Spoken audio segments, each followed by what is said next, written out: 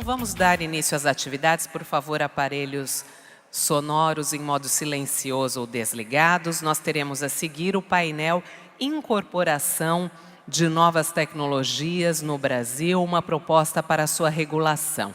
Para compor a mesa, nós convidamos ao palco a coordenadora deste painel, doutora Cida Diogo, diretora técnica da Unidas, que virá acompanhada do painelista, Dr. Marcos Bose Ferraz, diretor do diretor do Grupo Interdepartamental de Economia da Saúde, EPM Unifesp, e professor adjunto do Departamento de Medicina, EPM Unifesp. Peço que os recebam com uma salva de palmas.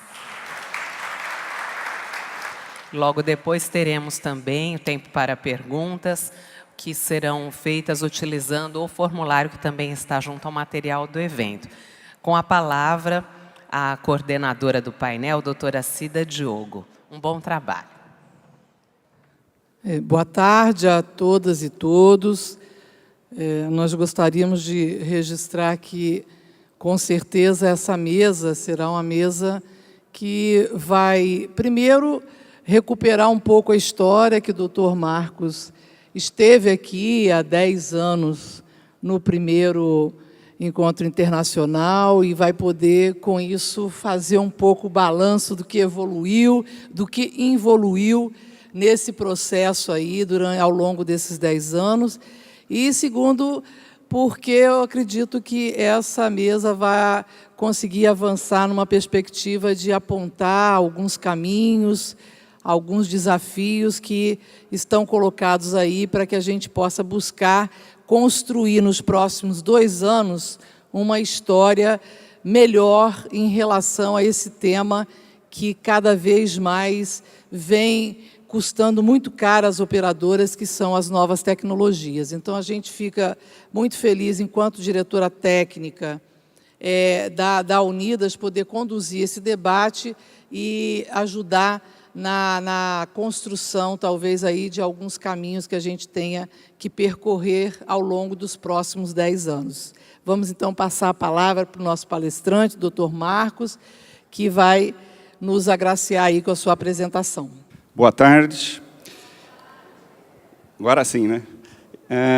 Inicialmente, quero agradecer o convite da Unidas, pessoa aí da Denise, da Cida. É uma satisfação muito grande estar aqui novamente no Congresso da Unidas, como foi colocado 10 anos depois, né, e vendo o quanto cresceu o próprio evento e a qualidade. Eu tive oportunidade esse ano de estar presente desde ontem, metade da tarde em diante, assistindo as palestras, e realmente de um nível muito bom, realmente trazendo pontos para uma discussão e reflexão que são relevantes, não só para a Unidas, mas para o sistema de saúde. Então, parabéns aí pela própria organização do evento. Eu tenho aqui, nessa missão aí, nesses 40 minutos, eu vou descer aqui para baixo, porque eu também quero dar uma olhadinha no que eu estou apresentando no screen grande aqui, está trocando ideias aí sobre a questão de incorporação de novas tecnologias em saúde aqui no Brasil. Para tal, coloquei esses 4 pontos que eu quero abordar na apresentação, falar um pouquinho do processo de avaliação de tecnologias e no processo que envolve a incorporação dessas tecnologias em saúde, falar um pouquinho aqui eu não vou entrar muito na técnica, no método, mas falar de forma geral sobre o processo, falar sobre o marco regulatório brasileiro, que todos nós estamos submetidos, tanto no sistema público quanto no sistema suplementar, trazer um pouco das questões que envolvem as limitações e algumas dúvidas referentes a este processo em uso. Aqui no Brasil, nós, de certa forma, estamos surfando uma onda, que é a onda de avaliação de tecnologias em saúde. Nós mimetizamos, com pequenas diferenças, o que acontece em alguns outros países desenvolvidos. E esse processo como um todo, ele tem limitações e dúvidas ainda não esclarecidas. Nós vamos trocar um pouco de ideia a respeito disso. E no final, ao invés de uma proposta, muito ambicioso seria trazer aqui uma proposta, eu vou colocar alguns pontos para reflexão que eu julgo importante, já trabalhando nessa área há um bom tempo, né, acompanhando um pouco esse processo de avaliação e incorporação de tecnologias em saúde. Aqui eu trago uma frase, né, que apareceu recentemente num documento, um livro do World Bank, onde ele coloca que tecnologias que apareceram depois da Segunda Grande Guerra, como vacina, os usos de DDT e algumas terapias efetivas, tidas como efetivas, né, para infecções bacterianas, principalmente os antibióticos, têm salvado vidas no mundo desenvolvido e no mundo em desenvolvimento. Ninguém questiona isso, né? O que acontece, no entanto, é que o impacto de todas essas tecnologias que nós hoje temos à nossa frente, ele, por incrível que pareça, tem sido pequeno quando comparado com outras intervenções que a própria sociedade é submetida ou, de certa forma, presencia. Entre elas, aqui, né, questão da educação como um fator importante, prevenção, principalmente primária, acontecendo, e que às vezes acontece muito mais fora do sistema de saúde do que dentro do sistema de saúde.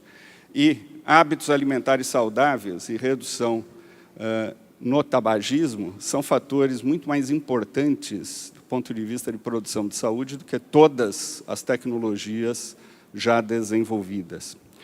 Isso não é dado só de um estudo. Países que passaram pelo mesmo momento que nós passamos já observaram e documentaram esse efeito. Isso daqui é um exemplo, um quadrinho aqui da expectativa de vida mundial em 1900 era de 31 anos. 31 anos. Veja como a gente evoluiu, levando esse ser humano. Hoje, alguns países, o campeão é o Principado de Mônaco, com mais de 85 anos de expectativa de vida ao nascer. 1940, quase 47, 1980, 62, 2011, 67 anos na média.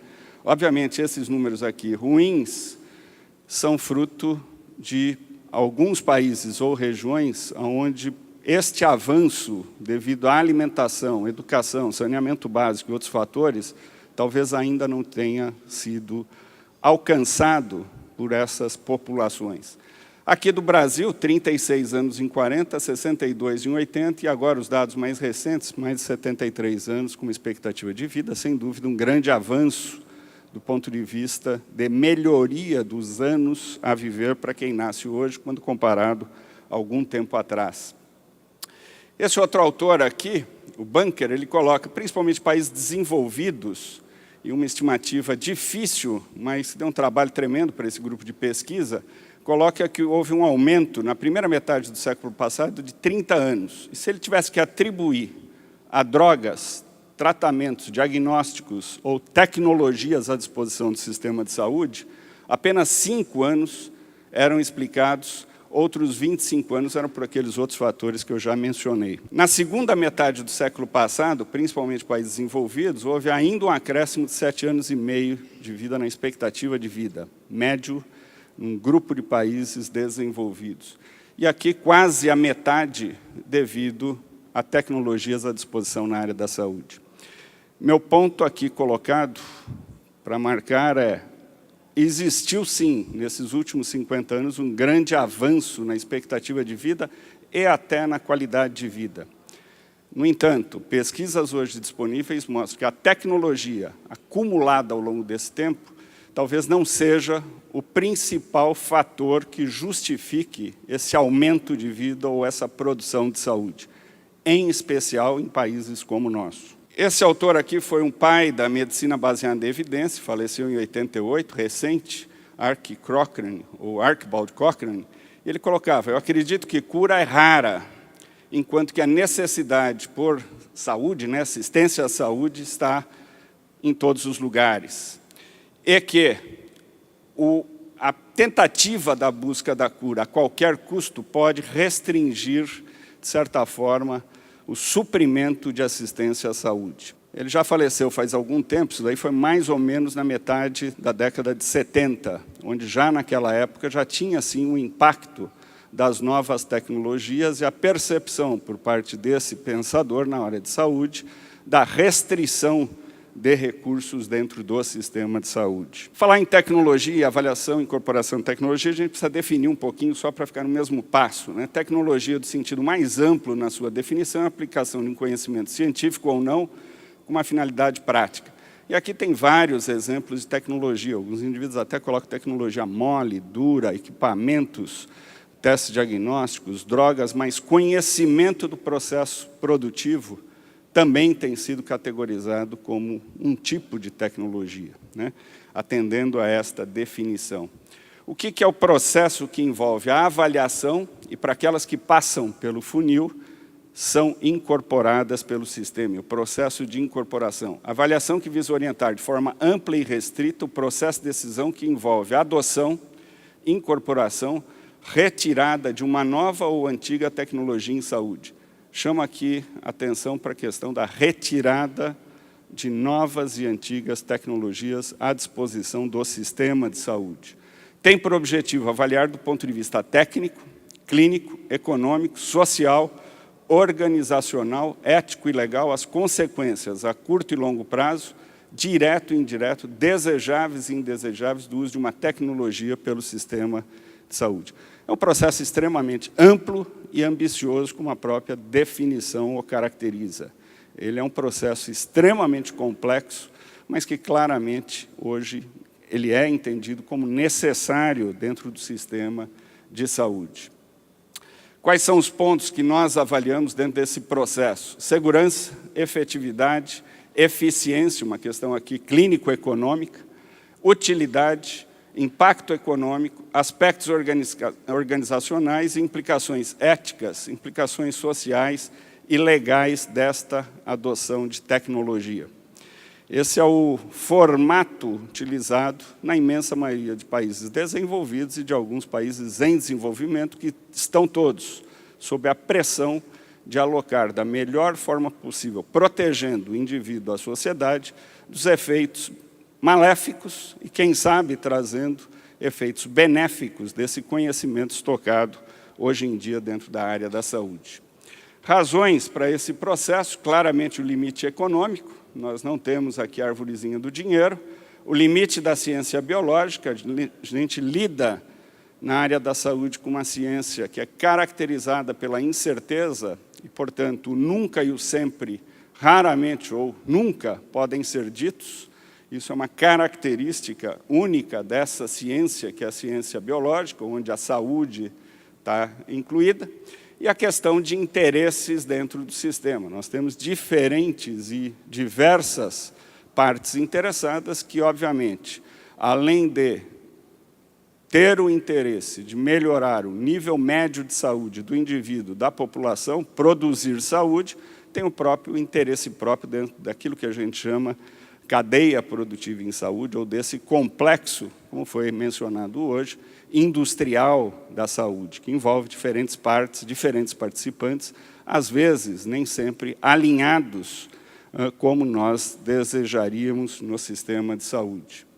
Limite econômico. Ops, foi para frente, vamos embora.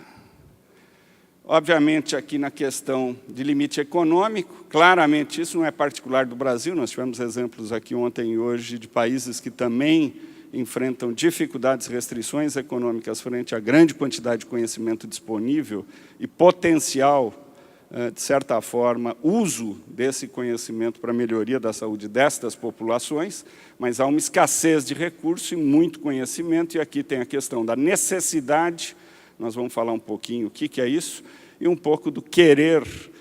Nós, enquanto cidadãos, temos tentações, nós queremos algumas coisas que às vezes não são puras necessidades do ponto de vista individual ou mesmo do ponto de vista coletivo. Temos junto com essa escassez, a questão da insuficiência, que diz respeito ao financiamento do próprio sistema de saúde. E temos a questão da ineficiência, insuficiência, a ineficiência, que diz respeito à tomada de decisão, a gestão desse escasso recurso em benefício desse cidadão que contribui para esse pool coletivo de recursos que deve estar à sua disposição. Obviamente, essa diferença aqui, ela existe, esse círculo é bem maior, temos que fazer algumas escolhas na utilização desse escasso recurso. O que e como escolher é uma questão, e nós vamos discutir um pouquinho isso nos próximos slides. Seja qual for esse conjunto de escolhas, eles são de escolhas difíceis, extremamente complexas, mas elas deveriam ser, pelo menos, orientadas e justificadas pelo melhor conhecimento disponível, que está disponível para todos nós, na literatura biomédica e na avaliação até da que nós chamamos necessidade em assistência à saúde. Aqui tem o limite das ciências da saúde, ciências biológicas, eu coloquei aqui a incerteza, de certa forma, está aqui. Nós temos uma outra que é ciências exatas, como o próprio nome diz, ela lida com a certeza, alguns exemplos. Ninguém duvida aqui na matemática que 2 mais 2 dá 4, por isso que ela é chamada de exata. Do outro lado, nós temos aqui um outro conjunto, que são as ciências humanas, onde a questão da certeza e incerteza pouco importa. O que caracteriza as ciências humanas é uma questão de julgamento, de preferência, de valores expressos, seja pelo indivíduo ou pelo coletivo. Aqui também tem alguns exemplos, para contar um exemplo muito simples para todos entenderem, a questão da arquitetura, que está dentro da área das ciências humanas. A ocupação de 100 metros quadrados residenciais num determinado prédio pode ser feita com 4 suítes, ou uma suíte, uma cozinha enorme e um banheiro enorme. Não tem certo ou errado, não tem certeza ou incerteza. Tem a questão do julgamento do uso daquela área segundo preferências desse próprio indivíduo. Ele provavelmente vai estar fazendo algum sacrifício se escolher uma alternativa em relação à outra, mas para ele, para a sua família, talvez aquele divisão de espaço e ocupação é o melhor. Isso é o que eu chamo aqui na questão de julgamento. Nesses últimos 50 anos, nós estamos aqui no meio, 2 tendências têm acontecido. Uma, com a chegada de mais conhecimento, é tentar diminuir o intervalo de confiança ou a margem de incerteza na área da saúde. Isso é o que a gente chama da busca da evidência, e tem uma série de métodos que suportam isso. A busca da evidência nos aproxima cada vez mais, ou tenta, embora nunca chegue lá, a nos aproximar do que nós chamamos aí das ciências exatas. Nós estamos querendo dar um medicamento que tenha maior chance de cura para aquele paciente, maior chance de cura, com a menor probabilidade de um efeito colateral indesejado. Obviamente, tanto chance de cura como menor probabilidade, eu quero diminuir esse intervalo de confiança para poder tomar a decisão, de certa forma, mais adequada para aquele paciente que necessita, de certa forma, esta intervenção. Isso tem 50 anos que começou, talvez uns 30 anos, claramente, de desenvolvimento de métodos técnicos científicos extremamente sofisticados, que nos propiciam hoje, de certa forma, prescrever com mais conforto aquilo que nós, de certa forma, entendemos que seja evidência em saúde, tanto do ponto de vista de prevenção, diagnóstico, tratamento, ou mesmo intervenções na área de reabilitação. Mais recentemente, de uns 15 anos para cá, e até motivado por aquele grande círculo, que são as necessidades e o querer, com aquele círculo pequeno, que é restrição orçamentária para fazer tudo, começa a surgir uma outra discussão dentro do sistema de saúde. A bem dizer, no Brasil ainda talvez a gente não tenha entrado nesse processo de discussão, mas mundo desenvolvido, que é começar a chamar a atenção de preferências, valores para os indivíduos.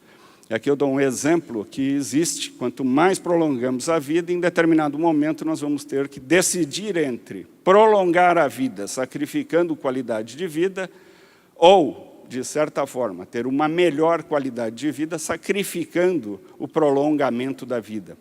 Talvez quem tenha parente idoso já tenha passado por essa situação de sofrimento de um ser humano, eventualmente, nas fases que, infelizmente, ainda não existe conhecimento para prolongar ou melhorar as duas coisas.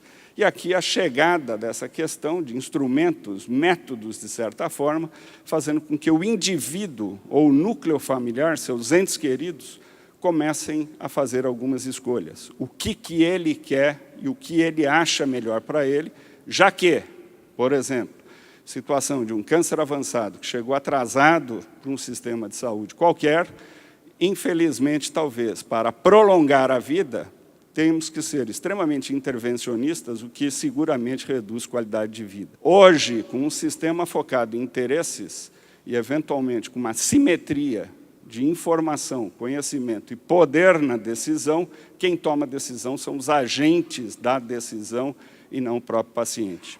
No mundo desenvolvido, isso está mudando e chamando a atenção para esses indivíduos que falam assim, olha, você é o principal indivíduo e quem vai sofrer as consequências. Infelizmente, aconteceu algo que é extremamente indesejado, mas está nessa situação. Eu não quero que você tome a decisão, mas eu quero compartilhar essa decisão para atender o seu próprio interesse, ou núcleo familiar tomando essa decisão. Isso daqui tem crescido bastante, obviamente, porque também surge uma questão econômica, que é, ao fazer esse indivíduo participar, potencialmente, a gente pode utilizar melhor o recurso em situações extremas, como essa que eu estou falando, ou até situações não tão complicadas, mas onde esse indivíduo, obviamente, sofre a consequência enquanto indivíduo, e o coletivo paga por uma decisão que talvez não satisfaça nem o próprio indivíduo. Essa questão que eu estou falando de compartilhar, que é a figura de um indivíduo que vende, esse é o do paciente que está cada vez mais escolhendo o que comer nesta lanchonete e, obviamente, influenciando decisões. É um sistema que tem inúmeras partes interessadas e que tem incentivos, às vezes colocados, que são extremamente perversos, que fazem com que esse indivíduo aqui coma alguma coisa que ele não gosta. Ele não tem o poder, muitas vezes, de saber o que está comendo, justamente pela simetria de informação, ele não foi treinado para isso, a simetria de conhecimento e poder. Seguramente, partes interessadas, mais incentivos perversos, fazem com que ele seja exposto a algumas intervenções que, ora fosse possível ele conhecer melhor e ter poder para decidir, talvez não se submeteria. Questão ainda da escolha agenciada, ela vive o dilema aí de um mundo fundamentado na evidência, e aqui eu colocaria evidência mais preferência individual ou coletiva, e um mundo da esperança. Eu costumo dizer que sistema de saúde vende esperança. Todos nós, quando estamos numa situação com um ente querido, em situação desesperadora, apelamos para as mais diversas formas, e enquanto indivíduo ou núcleo familiar, nos submetemos a teste in vivo na expectativa de manutenção ou de melhoria desta vida. Manutenção da vida em termos de quantidade de vida ou melhoria da qualidade de vida naqueles anos ainda a viver, para quem não tem uma boa qualidade de vida. E há um conflito aqui, né, entre a evidência, que é muito racional, e a esperança, que claramente ela trabalha num outro mundo, num mundo intangível, muitas vezes. Nesse embate, claramente, a esperança vive, e, obviamente, ela vive suportada um pouco por uma série de considerações éticas. Lidamos com seres humanos, questões morais, filosóficas e religiosas que cada um tem, em maior ou menor proporção, e que, obviamente, precisa ser respeitada. Fim de vida, ou em situações de angústia extrema, essa esperança aparece de uma forma muito clara e ela, de certa forma, é um combustível para partes interessadas fazerem uma certa festa particular em detrimento do sistema. Esse é um motivo pelo qual esse sistema de saúde necessita de regulamentação, tem diversas partes interessadas e ele vende ilusões. Recentemente, um economista que voltou à tona, muito estudioso aí depois da quebra da Bolsa de Valores em 29, década de 30, 33, John Maynard Keynes, com a teoria keynesiana, a teoria da via intermediária, dizendo que o sistema de saúde não dá para deixar livre. A mão invisível, de certa forma, não funciona. Você tem partes com maior poder e conhecimento e que, obviamente, tomam decisões em detrimento das partes mais fragilizadas, entre elas o próprio indivíduo. E onde tem venda de ilusões, nós precisamos regulamentar, dizer o que pode ser feito para proteger o coletivo e, obviamente, proteger esse indivíduo, na sua imensa maioria, em detrimento de algumas insatisfações de alguns indivíduos dentro do próprio grupo ou do coletivo.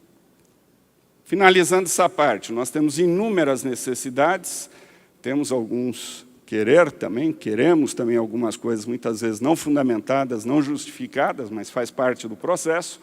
Grande oferta de conhecimento, que são as verdades em ciências da saúde, a gente chama de verdades transitórias, né? Uma nova droga chega, fabulosa, fantástica, bastam alguns anos para que a gente reconheça e recoloque ela na prateleira certa, rebaixando ou até melhorando um pouco seu nível, mas claramente mudando aquela expectativa de chegada, principalmente no que diz respeito à cura ou alívio de sofrimento. E a questão de recursos finitos e escassos, que não é novo e está aqui e vai continuar aqui conosco há muito mais para frente. Todas as apresentações mostraram que mesmo países desenvolvidos hoje enfrentam, muitos mais ricos do que nós, muito melhor distribuídos em termos da riqueza do país, porém enfrentam claramente, frente à grande oferta de conhecimento, uma escassez absoluta e relativa. Precisamos, sem dúvida, ter essas escolhas presentes, e essas escolhas nesse ambiente de partes interessadas em incentivos diversos e perversos, elas precisam ser muito bem orientadas e justificadas. Segunda parte, como é que nós estamos aqui do marco regulatório brasileiro no que diz respeito à avaliação e incorporação de tecnologias em saúde? Antes de 2003, para aprovar produtos na área de saúde, a Anvisa, e ainda é o grande órgão, a grande agência, avaliava apenas segurança e efetividade. Após 2003, criada a CIMED, que é uma Câmara Interministerial, que avalia, de certa forma, além, pós passar pela fase de segurança e efetividade, traz uma questão